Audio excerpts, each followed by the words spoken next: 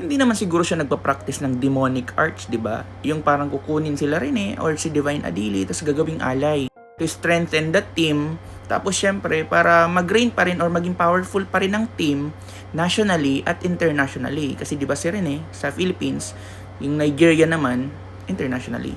Tanong ko lang naman, I think very impossible naman yan. Kasi kung totoo, grabe naman. Yung dalawa talaga yung alay. Sa ibang probinsya, di ba, alam nyo yung kumukuha ng tao, tapos alam nyo na yun, para tumatag daw yung mga building.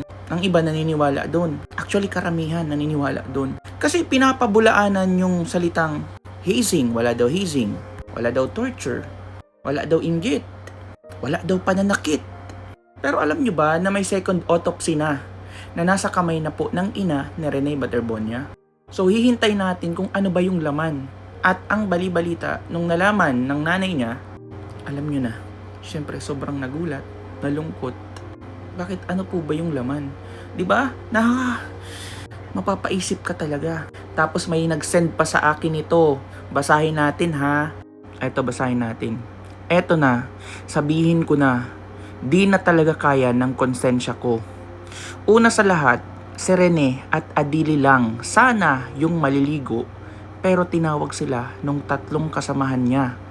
Tapos nung pumunta si Rene sa dagat, di pa siya nakakalayo, pero yung tatlo nag-uusap-usap sila.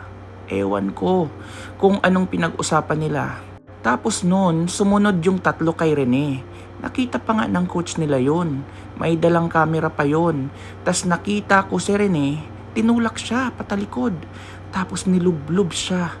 Napailalim at di talaga makagalaw si Rene. Doon kasi mahigpit yung kapit ng dalawang kasama niya. Hanggang tinulak si Rene papalayo. Tas muntik nang malunod yung isa. Buti na lang natulungan siya agad. Ang nangyari kay Rene, di po siya nalunod talaga. Nilublob po ng dalawa. At kinapitan yung bandang lieg ni Rene at yung isa naman panay look out. Di nila alam, nakita ko sila. Pero yung coach, pinigilan ako. Sinabi niya na babayaran na lang daw ako.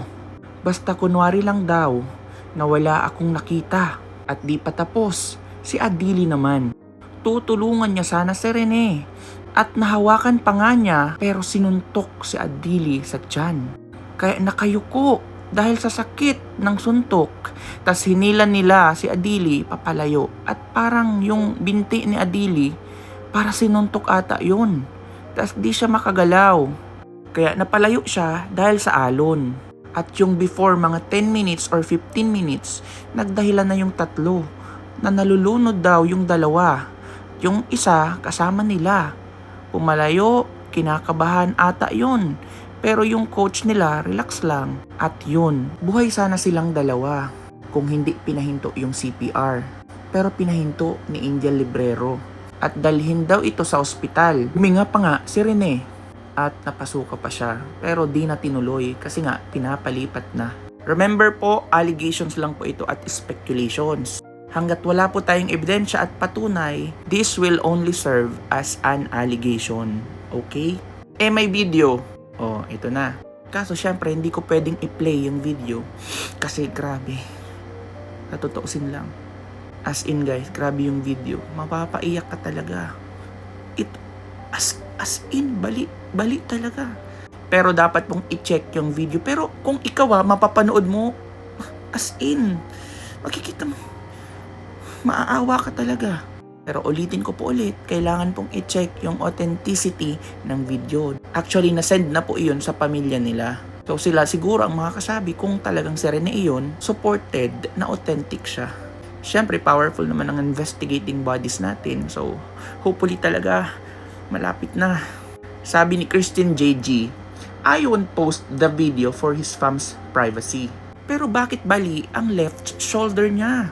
Ang laki ng pasa sa leeg at sobrang lubha sa ribs banda. Sa lakas ng alon, nahampas? Ba't wala sa mukha? Ba't walang pasa sa front, body? Bakit puro sa gilid at likod? Ingat na ingat ang Ateneo de Davao University sa kanya. Ba't nyo ginanato? Add mo. The more na nananahimik kayo, the more kami nagagalit. Exactly. Dumalaw kayo sa lamay. tapos umuwi? Hindi nyo man lang sinagot mga tanong ng nanay niya. Pero honestly, may proper venue po kasi sa mga interrogations. Pwede kasi mag-cause din ng commotion. Alam nyo na. Pero kung totoo, ako I really don't know kasi yung si Rene. Personally, hindi ko naman siya nakita pa talaga personally. Dapat kasi may thorough na forensic analysis or examination. So kapag na-check na ang lahat-lahat at sinabi na legit, authentic itong video na to, shit, maiiyak kayo. As in, mahirap panoorin. Sobrang... Basta. Either way, di ba? Siguro hindi naman nagpa-practice ng demonic art si Baldwin. As I said, to retain the power po, nationally at internationally. Or kung may hazing, tapos siguro napasobra yung gawa ng mga estudyante at ayaw nilang mapahamak yung mga estudyante because of money. Halimbawa lang, grabe naman. You should be severely punished.